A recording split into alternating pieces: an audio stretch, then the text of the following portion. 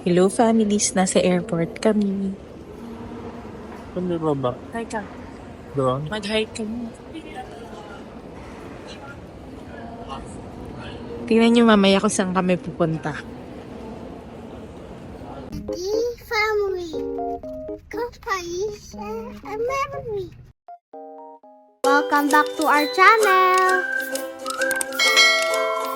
Hi guys, we are here now at Dumaguete Airport.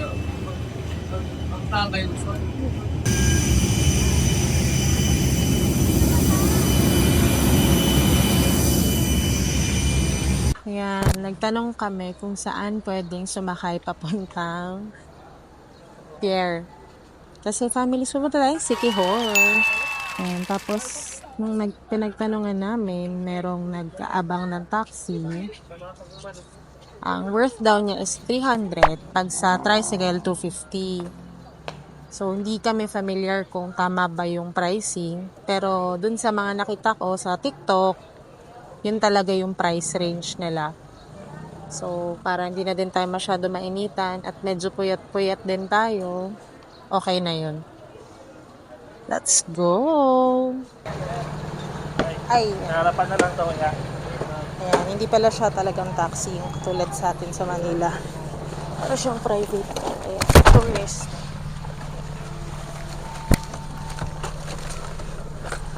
Ayan. Puntahan tayong pier ng City Hall. Mga pila ka minutes, kuya, paadto dito sa pier. What? Hindi. Traffic 5 minutes lang. Mga 5 minutes daw ang Traffic. pag hindi traffic. So,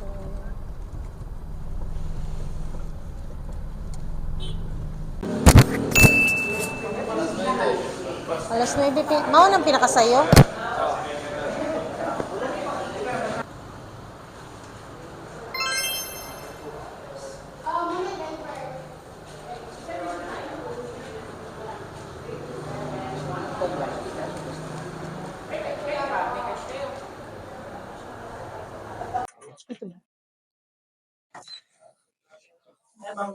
Morning po.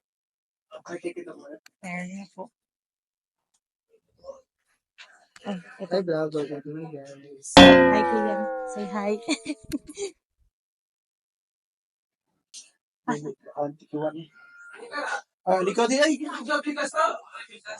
Natid kami dun. Natid kami dito.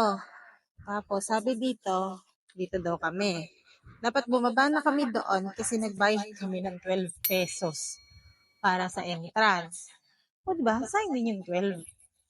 Ito lang pala siya. Yan. Ticket lang naman. Ay, sorry.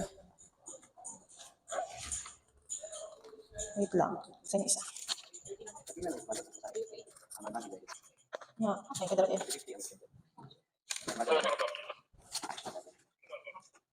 Ayan, 9:20 pa yung fast track namin.